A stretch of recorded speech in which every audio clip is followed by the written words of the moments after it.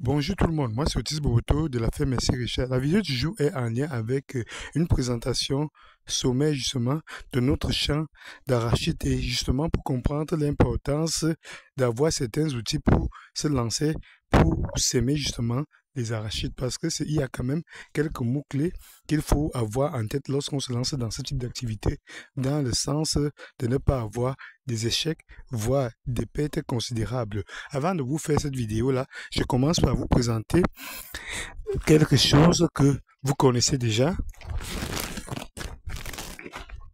Voilà, le plus gros que nous ayons eu ici. Ça va de douceur en douceur. Vous regardez bien les épines. Dans Mariaman me présentait bien les épines, vous voyez bien. Ça, c'est ce qu'on a tapé ici à la ferme Messi Richard aujourd'hui. Un bon appétit à nous-mêmes. Pour ceux qui n'en ont pas, on prie que vous ayez aussi de quoi manger comme il faut parce que nous, à la ferme Messi Richard, l'alimentation de manière équilibrée est primordiale parce que nous, on ne blague pas dans ce sens-là pour bien sûr l'amélioration des conditions de vie, comme vous savez déjà, en lien avec la meilleure étape possible de santé dans ce sens-là. En fait, le meilleur étape possible de santé. Parce que lorsqu'on s'alimente bien, finalement, on se porte mieux. Dans ce sens-là, c'est pour ça qu'il faut manger de manière équilibrée pour ne pas avoir tellement de pathologies qui sont souvent en lien avec la malnutrition ou bien lorsqu'on mange de manière déséquilibrée, on a beaucoup de problèmes de santé qu'on n'a pas le temps de vous lister là présentement. C'est la raison pour laquelle on vous parle toujours de l'amélioration des conditions de vie, notamment donc la santé en fait partie, d'où on vous présente aussi des viandes qu'on attrape ici pour vous montrer que on ne mange pas simplement que les arachides, pas que le manioc, on mange de manière équilibrée pour bien se porter. C'est la raison pour laquelle à la ferme Messi Richard, on est toujours en forme et en bonne santé. Bon, entre parenthèses, on va remettre ça dans le sac après. Du coup, on va vous présenter le champ d'arachide.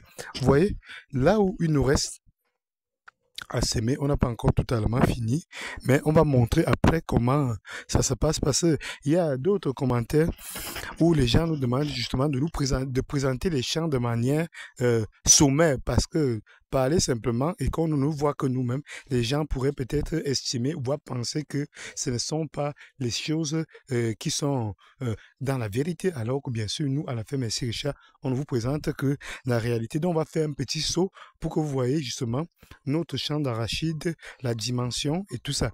Mais déjà, avant de commencer justement la petite visite là, de notre champ d'arachide, bien sûr, on n'a pas fait énorme comme on a l'habitude de faire aujourd'hui à la fin Messi Richard parce que il a fallu que, comme on a eu des difficultés avec la saison, si, parce que mars, avril, il n'y a pas eu le soleil comme il fallait, vous savez déjà, parce qu'on l'a déjà dit, tantôt on ne va pas se répéter.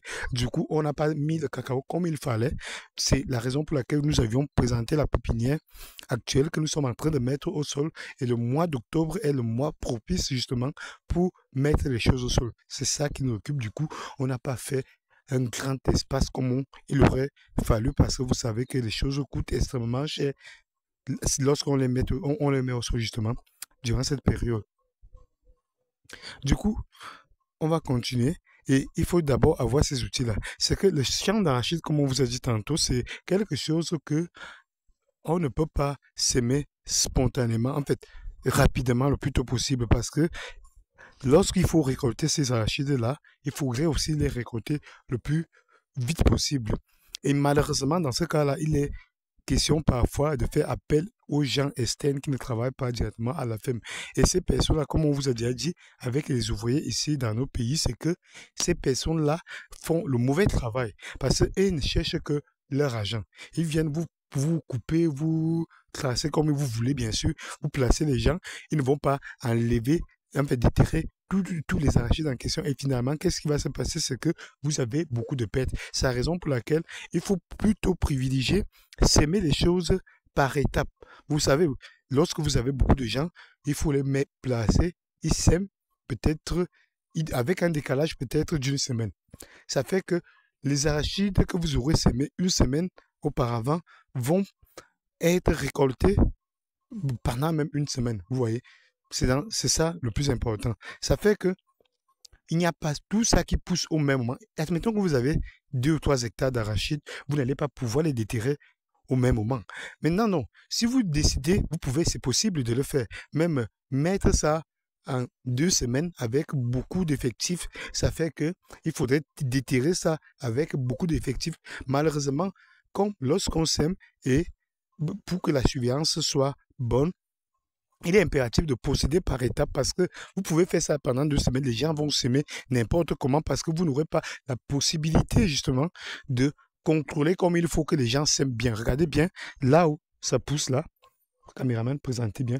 C'est comme ça, les espaces comme ça doivent être respectés. En moyenne, 10 à 12 centimètres environ par pied d'arachide. C'est ça qui est mieux. Ça fait que l'arachide que vous avez sémé a suffisamment de nutriments lui permettant de se développer et de produire comme il faut. Ça, c'est bien sûr les normes ici à la ferme ici, Richard. Vous pouvez peut-être voir ce que les autres font. Nous, on vous parle de notre expérience selon lorsqu'on rapproche les arachides, il n'y a pas une meilleure production, alors que lorsque nous espaçons ces arachides peut-être entre 10 à 12 centimètres, on se rend compte qu'il y a une plus meilleure qualité et en termes de qualité et une production qui est, je dirais, énormissime et mieux. Étant donné que nous, à la ferme Merci Richard, nous n'utilisons pas tout ce qui est pesticides, du coup, avoir une bonne rentabilité nécessite également la meilleure semence, comme vous le savez déjà, on a déjà vu, vous avez déjà vu les vidéos là-dessus, mais aussi de savoir que il faut respecter les normes, les lignes, les limites, c'est primordial. Il faut faire bien les choses pour avoir une bonne production. Ne faites pas comme les gens qui aimeraient faire peut-être 5 hectares d'arachides, mais s'aimer de manière hasardeuse. Cela va coûter beaucoup d'argent et vous allez avoir beaucoup plus de pertes parce que vous n'aurez pas une production en lien avec ça. Sans compter justement la protection de ces mêmes champs-là, ça va être énormissime, beaucoup de moyens et peut-être même la rentabilité ne va pas avoir ce qu'il faut, en fait, comme il faut. Bon, du coup, on vous a déjà montré que là, c'est là où nous sommes encore en train de travailler. Comme on vous a toujours dit que cette période étant très limitée en termes de l'ensoleillement, du coup, ça fait que les choses ne brûlent pas comme il faut. Donc, c'est beaucoup, beaucoup de travail. Mais qui dit beaucoup de travail, dit aussi lorsque vous avez un sac d'arachide au mois de janvier, février, ce n'est pas le même prix que le sac d'arachide que vous aurez au mois de juin. Parce que au mois de janvier, vous aurez des arachides peut-être que vous allez peut-être commercialiser en mars, avril. Vous aurez peut-être 40 à 50 000 francs CFA. Alors que lorsque vous avez le même arachide au mois de juin, ça coûte 20 à 30 000 francs CFA. Vous voyez donc que ce n'est pas la même chose, alors que ça fait quand même un décalage de à peu près 20 000 francs CFA par sac, ce qui est énormissime pour l'agriculture ici dans nos villages. C'est la raison pour laquelle il faut vraiment respecter ces étapes-là. Il faut travailler dur parce que, bien sûr, vous voyez l'état, il faut enlever tout ça, que ça soit bien propre, de manière à ce qu'on cultive après. Ça demande beaucoup d'efforts et lorsque vous avez une rentabilité, même de moitié par rapport à la saison où les choses là poussent, les arachides, c'est mieux. Pour avoir beaucoup, c'est souvent en avril. Mars, avril, lorsqu'on sème, on a beaucoup, beaucoup. Et dans nos pays, parce que ça précède la grande saison sèche. Donc, les choses ont le temps de sécher et de brûler comme il faut. Et malheureusement, dans nos villages, les gens ne sont pas souvent aptes et n'ont pas souvent la volonté de travailler dur. Comme nous, à la fin, merci Richard, vous allez pouvoir voir notre champ qui n'a pas brûlé, mais que nous avions travaillé avec beaucoup de persévérance, mais on voit les résultats qui commencent à se dessiner. On y va, caméraman. Donc, présentez bien le champ d'arachide. Vous voyez bien, là, nous n'avions pas bien terminé de faire là-bas tout au bout, mais vous voyez bien comment ça commence à pousser ici. Vous voyez. Donc, il est vraiment question, vous voyez, et regardez, j'espère que vous avez aussi le temps, caméraman, de présenter bien pour que les personnes, les téléspectateurs qui nous suivent, voient bien. On va passer un peu là parce que vous voyez bien le cacao qui est là à côté. On ne vous dit pas les sottises. On vous dit simplement que lorsque les ouvriers n'ont pas travaillé comme il fallait, on a eu beaucoup de pertes en termes de cacao. Et pour nous, il est question ici de remettre tout le cacao d'environ 35 hectares de ce côté-là. Parce que ça, ici, c'est le grand secteur. Donc, vous voyez bien, vous voyez le maïs, vous voyez les arachides, vous voyez la banane plantain. Et on continue. Et là, nous n'avions pas encore complété le cacao parce qu'il faut quand même que les arachides atteignent quand même un certain niveau afin d'aller mettre notre cacao dans les bonnes circonstances. Parce que dans le cas contraire, ça va être compliqué. On ne va pas faire que lorsqu'on vient de semer les arachides, on commence à mettre le cacao parce que vous allez piétiner les arachides qui sont en train de germer. Et ce n'est pas bon. Donc, bon, là, on va essayer de passer là. Caméraman, nous sommes cascadeurs aujourd'hui et présenter bien comment les arachides se développent. On va passer là. Faites attention au micro. Venez. Il faut présenter le champ d'arachides que les gens puissent le voir.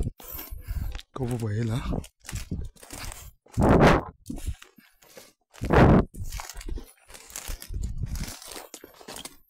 Bien sûr, on ne peut pas aller à l'intérieur du champ pour le moment parce que vous voyez que les arachides sont déjà là. Du coup, on préfère marcher au bord du champ pour que vous puissiez voir comment les choses se présentent. Vous voyez ici, les piquets que vous voyez là, c'est le cacao que nous avions déjà commencé à mettre. Donc, on va continuer à mettre dans tout ce champ-là. On continue.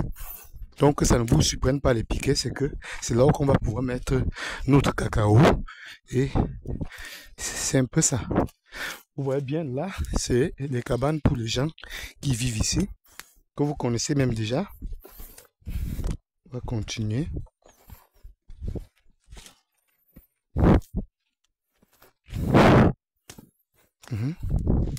Donc, vous voyez bien l'étendue ici, parce que nous, on n'a pas souvent le temps de vous présenter le tout, parce que finalement, ça prend beaucoup plus de temps et nous sommes en train de travailler, donc on n'a pas forcément le temps de vous présenter tout ça comme il faut. C'est pour ça que maintenant, on va quand même faire l'effort de temps en temps de vous présenter parce que demander de faire 30 hectares de champ, toi et moi, ce n'est pas facile pour nous ici à la ferme Messire Richard parce que le temps, nous n'en disposons pas beaucoup parce que nous avions beaucoup de travail. Il faut mettre le cacao, il faut mettre la banane plantain, il faut mettre les citronniers, il faut mettre tous les arbres fruitiers que vous connaissez déjà ici à la ferme Messire Richard. Du coup, nous n'allons pas pouvoir aller jusqu'au bout là-bas. Je pense quand même que vous avez déjà vu plus ou moins l'étendue de notre champ d'arachides. Et vous voyez bien que nous n'avions pas semé tout ça le même jour ou bien la même semaine. Vous voyez là, on avait débuté là, vous voyez bien la taille des arachides et vous voyez comment ça commence même à fleurir comme vous voyez là. Là, c'est le début. Et vers le fond là-bas, avant la barrière, c'est là-haut qu'on avait fait la deuxième semaine. En fait, on avait fait un décalage d'une semaine. Et la semaine d'après, nous sommes là où vous voyez là. Et cette semaine, on va terminer notre champ comme vous pouvez le constater pour être dans les limites. C'est tout pour la vidéo du jour. Abonnez-vous massivement pour nous suivre dans cette aventure. Portez-vous bien et surtout, n'hésitez pas à nous souhaiter bon appétit pour cette viande que nous allons déguster ici à la ferme Messire Richard. C'est tout. Portez-vous bien. Bye bye. Ciao.